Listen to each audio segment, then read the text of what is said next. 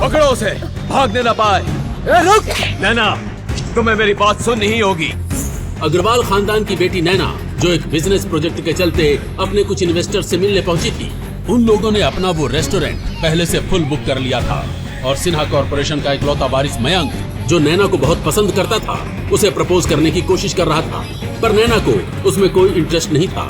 नैना भागने की कोशिश करते हुए बोली, अगर मेरे घर वालों को पता चला ना, तो तुम्हारी वो हालत होगी जो तुम सोच नहीं सकते। एक शादीशुदा लड़की को प्रपोज करते हुए तुम्हें शर्म नहीं आती? नैना की ये बात सुनकर वो लोग जोर जोर से हंसते हुए बोले, किसकी औकात है जो सिन्हा कॉर्पोरेशन के इकलौते वारिस से टक्कर लेगा? तेरे बाप की कंपनी मेरे पैसों पर चल रही है।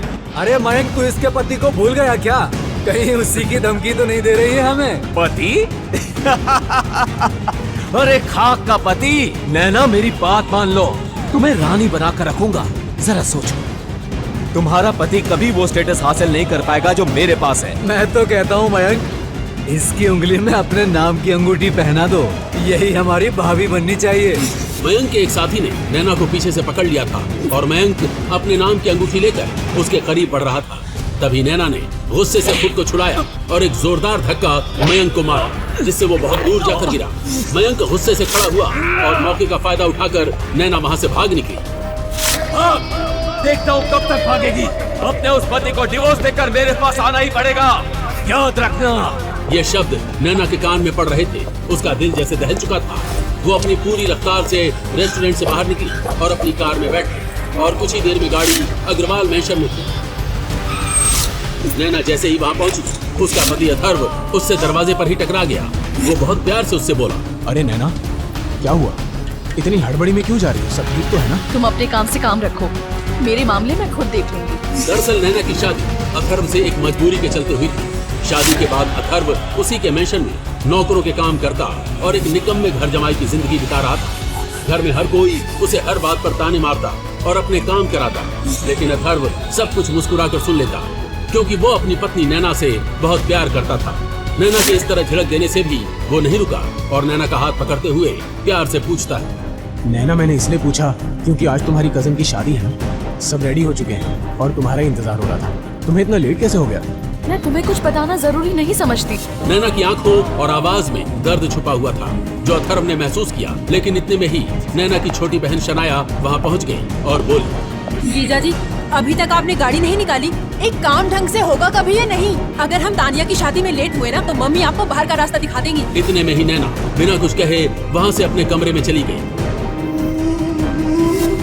बंद कमरे में नैना के साथ उसके पेरेंट्स थे और धीमे से बातें हो रही थी, उसकी माँ गुस्सा करते हुए। तुमको क्या जरूरत थी नैना ऐसे रेस्टोरेंट में मयंक से अकेले मिलने की? अरे अपने ऑफिस में मीटिंग रखनी चाहिए ना। उससे क्या होता मम्मी? उन दरिंदों की नीयत बदल जाती क्या?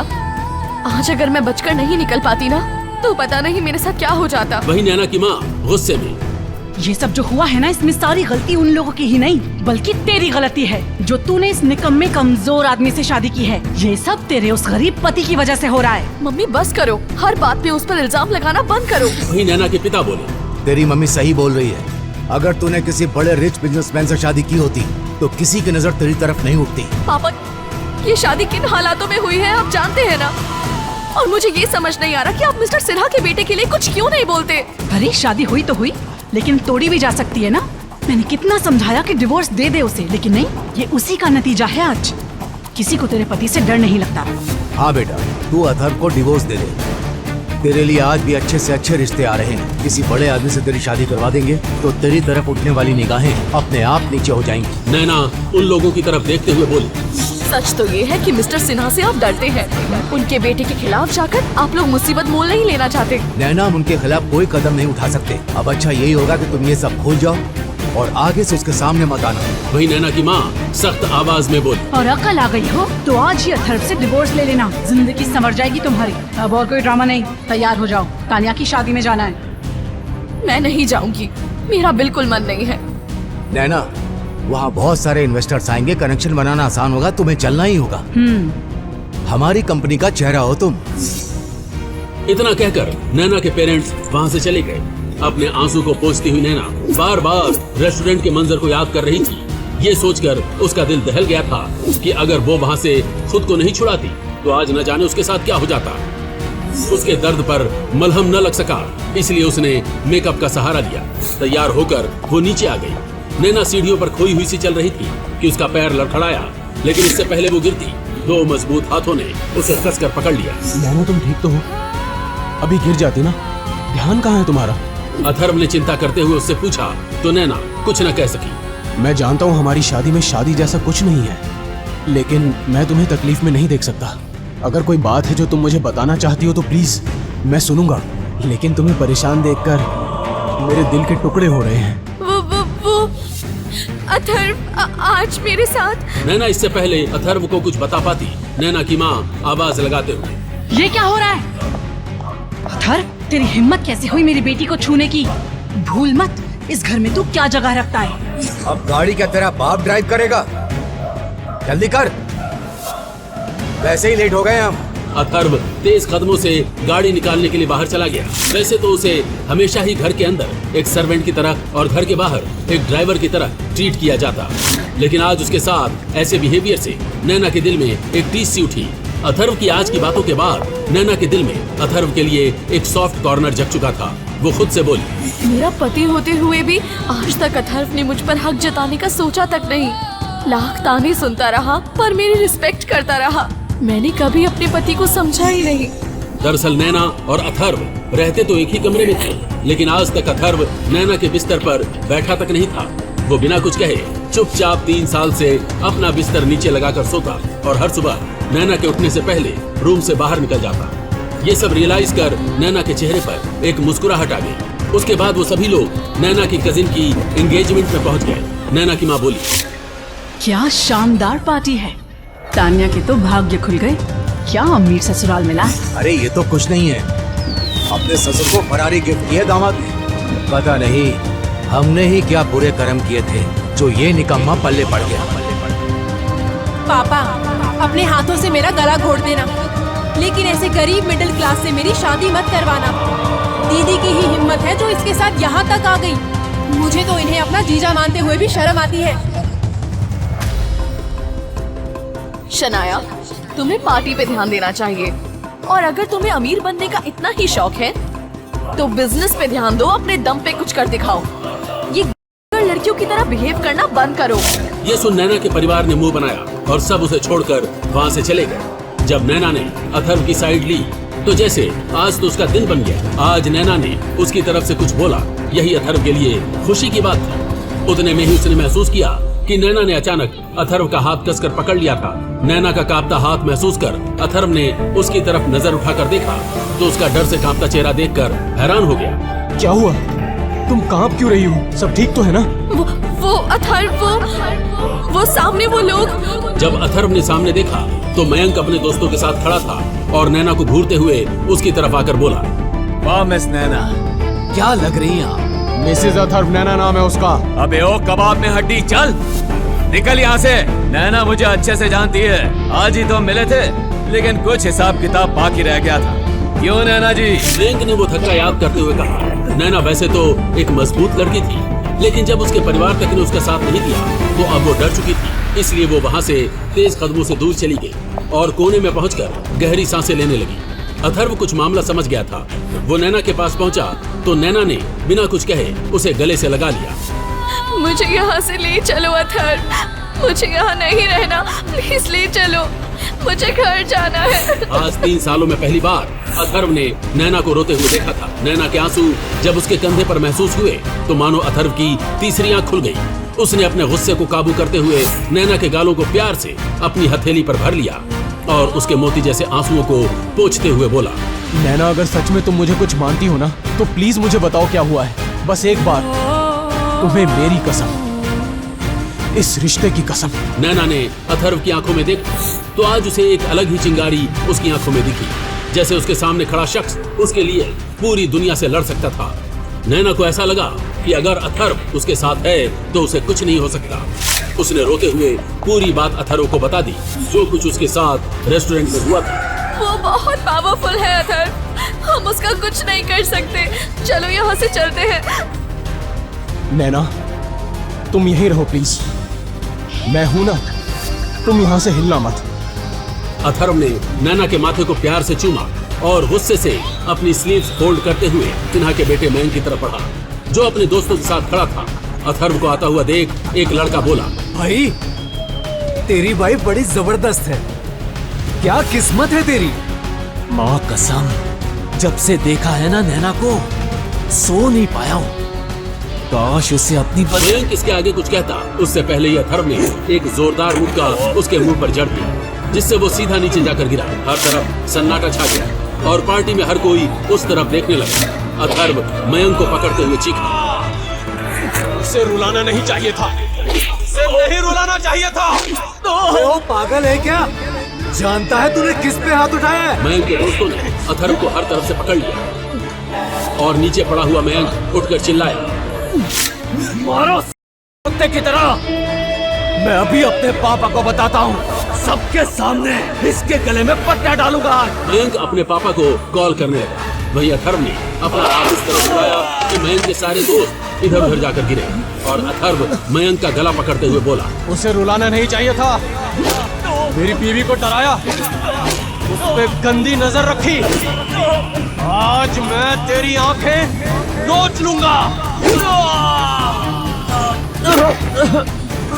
ये सब देखकर तो नैना और उसके परिवार की आंखें फटी की फटी रह गई। शनाया अपनी माँ से, मम्मी जीजा जी इतने पावरफुल और गुस्से वाले होंगे, ये तो मैंने सोचा तक नहीं था। मुझे लगा पूरे दिन काम करते हैं इसलिए इतनी बॉडी बन गई है। अरे चुप कर, ये हमें कंगाल करके छोड़ेगा। सिन्हा साहब हमारा दिवाला निकाल देंगे अगर उनके बेटे को कुछ भी हुआ तो। वहीं अथर्व ने मयंक का गिरेबान पकड़ लिया था, उसके सर पर जैसे खून सवार हो गया था। मयंक के दोस्त तो वैसे ही पिटकर जमीन पर पड़े करा रहे थे। वहीं मयंक दर्द से लगातार छूट रहा था और अथर्व एक ही बात रिपीट किए जा रहा था, उसकी आंख में आंसू आया कैसे? तूने उसे छूने का सोचा कैसे? मेरी नैना को रुलाया कैसे? अथर्व प्लीज रुक जाओ। नैना की आंखों में आंसू आ गए। सच्ची मोहब्बत क्या होती है आज अथर्व ने ही उसे सिखाया था। वो नहीं चाहती थी अथर्व ऐसी कोई बड़ी गलती करे जिसकी वजह से वो उससे दूर हो जाए। वो भागते हुए अथर्व के करीब गई और पीछे से उसे बाहों में भर लिया और रोते हुए बोली, अथर्व बस करो प्लीज, आप बंद करो ये सब। अथर्व तुम्हें मेरी कसम। नैना प्लीज चुप हो जाओ, मैं नहीं देख सकता तुम्हारी आंख में आंसू, बस एक यही मेरी कमजोरी है और कुछ भी नहीं। अथर्व ने मयंक को छोड़ दिया जिसके शरीर के हर हिस्से से खून टपक रहा था। मयंक नीचे गिरा पड़ा। वहीं जितने में अथर्व नैना की तरफ पलटा उतने में ही किसी ने उन दोनों को अलग कर दिया और अथर्व को धक्का मारकर पार्टी के बीचों बीच खड़ा कर दिया और चिल्लाते हुए, अपनी औकात कैसे भूल गया तू? हमें बर्बाद कर दिया तूने। खुद को हीरो समझता है तू? मेरी बेटी की फिक्र सिर्फ तुझे यही दिखाना चाहता है ना तू? मम्मी छोड़ो उसे, आपको शर्म आती भी है या नहीं? नैना ने अपनी माँ को धक्का मारते हुए कहा। वहीं उसके पिता भी उधर आकर, शर्म तो तुझे पैदा करके आ रही है हमें। तेरे निकम्मे पति ने हमें बर्बादी तक पहुंचा दिया है। मिस्टर सिन्हा, हमें छोड़ेंगे नहीं। नहीं, अब हमारा इस लड़की से कोई रिश्ता नहीं है। हम अभी इसी वक्त अग्रवाल खानदान से नैना और उसके पति को अलग करते हैं। नैना का पूरा परिवार मिस्टर सिन्हा से डरा हुआ था। वो लोग पहले ही नैना से रिश्ता तोड़कर इस मुसीबत से अपना हाथ पीछे खींच लेना चाहते थे। नैना को कोई कुछ नहीं बोलेगा, जो कुछ भी किया है वो मैंने किया है, अपनी मर्जी से किया है, उसका इन सबसे कोई लेना देना नहीं है। कोई कहीं नहीं जाएगा। अब तो पुलिस के आने पर यह मैटर सॉल्व होगा। और लड़के, तुमने मेरे बेटे पर हाथ उठाकर बहुत बड़ी गलती की है, यह अभी थोड़ी देर में पता ही चल जाएगा। अथर्व उसे देखकर मुस्कुराने लगा, जिसकी वजह से मिस्टर सिन्हा की आंखें गुस्से से लाल हो गई थी। उसने कहा, लगता है लोग हमारी शराफत का कुछ ज्यादा ही फायदा उठाने लगे हैं। तुम्हारे साथ मैंने तुम्हारी वाइफ को भी सबक नहीं सिखाया, तो मेरा नाम भी अभिमन्यु सिन्हा नहीं। इस लड़की के लिए तूने मेरे बेटे की यह हालत कर दी। देखना मैं इसका क्या हाल करता हूं। मिस्टर सिन्हा ने अभी इतना बोला ही था कि अथर्व ने आगे बढ़कर अपने एक हाथ से उसका गला पकड़ लिया और धीरे से मिस्टर सिन्हा से कहा कि मैं तुम्हारी उम्र का लिहाज करके इसे तुम्हारी आखिरी गलती समझकर माफ कर रहा हूं। मेरी वाइफ की इंसल्ट करने की गलती तुम्हारे बेटे ने की थी। अगर तुमने भी ऐसा ही किया तो शायद तुम्हारा भी ऐसा ही हाल हो। और तो तुम जानते ही हो कि बुढ़ापे में हड्डियां टूटने का दर्द कैसा होता है। और देखना, तुम खुद मेरी वाइफ के पैरों में गिरकर नाक रगड़ोगे और तुम्हारा ये बदतमीज लड़का भी ऐसा ही करेगा। अथर्व ने ये बात इतनी धीरे से कही थी कि सिर्फ मिस्टर अभिमन्यु ही उसे सुन पाया। वो उस लड़के की धमकी सुनकर अंदर से कांप गया था। उसके बाद अथर्व ने उसका गला छोड़ दिया। मिस्टर सिन्हा का गला दबने की वजह से एकदम लाल हो गया था। विजय ने आगे बढ़कर अथर्व को 2-3 थप्पड़ मार दिए। उसने कहा कि आज तुझे क्या हो गया है? इसका नाम हमारे शहर की बड़ी हस्तियों में गिना जाता है और तुम्हें कोई हक नहीं था इनकी इतनी इंसल्ट करने का। अभी इनके पैरों में गिरकर माफी मांगो, नहीं तो मुझसे बुरा कोई नहीं होगा। शशिकांत भी ये सब देखकर डर गए थे। उन्होंने भी अथर्व से कहा कि इनसे माफी मांगो, लेकिन वो अपनी जगह से टस से मस नहीं हुआ। विजय अग्रवाल ने नैना से कहा, बेटा तुम ही इससे कहो ना कि ये मिस्टर सिन्हा से माफी मांगे। ये बेशर्म इंसान हमारी फैमिली से कौन सा बदला लेना चाह रहा है। नैना को भी काफी दुख हुआ था जब उसके पापा ने अथर्व को इतने सारे थप्पड़ मारे। नैना ने एक बार अथर्व की तरफ देखा। उसकी बॉडी लैंग्वेज से ही पता चल रहा था कि वो माफी मांगने के लिए तैयार नहीं था। नैना को समझ नहीं आ रहा था कि ऐसी सिचुएशन में वो क्या करे, क्योंकि उसे ये भी डर था कि कहीं अथर्व को पुलिस पकड़ कर न ले जाए। उसे मिस्टर सिन्हा की पावर का अंदाजा था।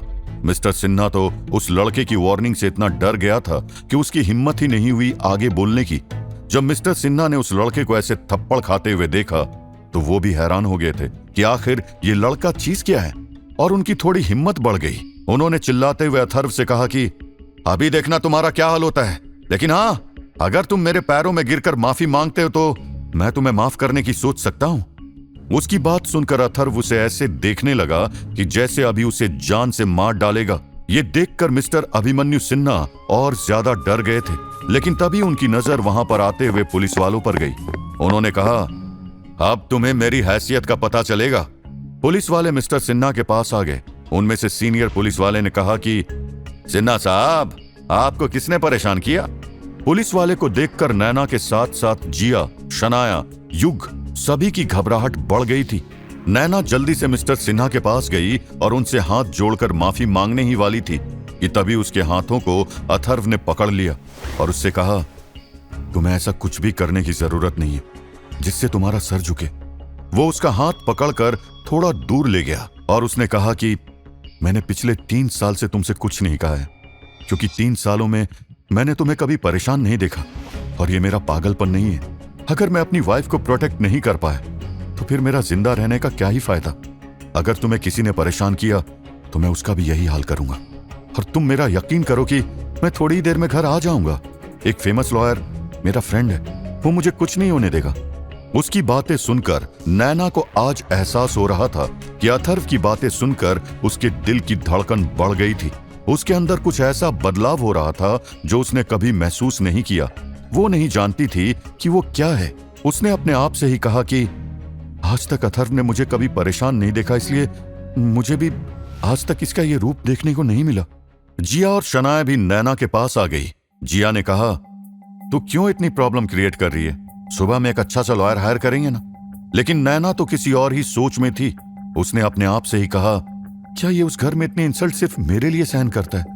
और आज भी मॉम ने इसे कितने थप्पड़ मारे, लेकिन इसने एक बार भी कोई शिकायत नहीं की और ना ही उनका हाथ पकड़ा, जबकि इसकी कोई गलती नहीं थी। तभी नैना के दिल से एक आवाज आई कि तुझे इस पर भरोसा करना चाहिए, इसने ये सब तेरे लिए किया है। क्या तू भी यही चाहती है कि इसका सिर तेरी वजह से सबके सामने झुके? नैना ने कहा, मैं तुम्हारा इंतजार करूंगी, क्योंकि एक बार वो अथर्व पर यकीन करके देखना चाहती थी। इतनी देर में मिस्टर सिन्हा ने पुलिस वालों को सारी घटना के बारे में बता दिया था। तभी 4 कांस्टेबलों ने आकर अथर्व को पकड़ लिया। ये देखकर तो नैना के दिल की धड़कन रुक सी गई थी। अथर्व उनके साथ जाने के लिए तैयार था, लेकिन तभी मिस्टर सिन्हा ने कहा कि इस लड़की को भी लेकर जाओ, क्योंकि इन दोनों ने ही मेरे लड़के की हालत की है। तभी उनमें से 2 कांस्टेबल नैना की तरफ बढ़े। ये देखकर तो नैना और ज्यादा डर गई थी। उसके पैर कांपने लगे थे। शनाया और जिया दोनों जल्दी से दौड़कर नैना के पास आ गई और उसे कसकर पकड़ लिया। कांस्टेबल ने नैना की तरफ कदम बढ़ा दिए थे, लेकिन तभी अथर्व ने उन दोनों को पीछे से पकड़ लिया। वो चाहकर भी आगे नहीं बढ़ पा रहे थे। अथर्व ने उनसे अपनी भारी भरकम आवाज में कहा कि क्या तुम्हारे साथ कोई लेडी कांस्टेबल है जो इस समय मेरी वाइफ को लेकर जा सके? और आखिर तुम इन्हें किस जुर्म में गिरफ्तार कर रहे हो? क्या तुम्हारे पास इस बात का कोई सबूत है कि मेरी वाइफ भी इस घटना में इन्वॉल्व है? क्या तुम्हें अधिकार है मुझे ऐसे हथकड़ी लगाने का? लगता है शायद तुम कानून के नियम को भूल गए हो। अभी तक तुमने मुझसे कोई पूछताछ नहीं की है, तो फिर तुमने मेरे हाथों में हथकड़ी कैसे लगाई? तुमने एक साथ इतने सारे नियम तोड़े हैं कि अगर मैं गिनवाने बैठूं तो तुम्हें कम से कम 5 साल की सजा होगी। और अगर तुमने गलती से मेरी वाइफ को हाथ भी लगाया तो मैं ये भूल जाऊंगा कि तुम पुलिस वाले हो। वैसे भी तुम पुलिस वाले कम और इस आदमी के चमचे ज्यादा लग रहे हो। आगे की कहानी जानने के लिए देखिए अगला एपिसोड सिर्फ पॉकेट एफएम के YouTube चैनल पर। और एम्पायर ऑफ हिडन किंग के सारे एपिसोड्स को सुनने के लिए डिस्क्रिप्शन में दी लिंक से डाउनलोड करें पॉकेट एफएम ऐप।